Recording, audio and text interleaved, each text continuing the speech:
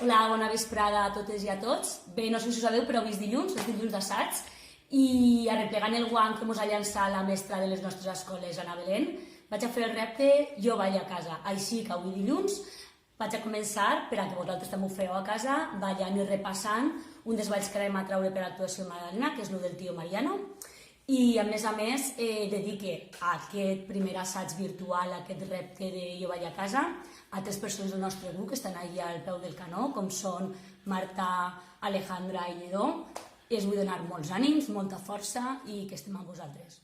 Un beset, ahí va.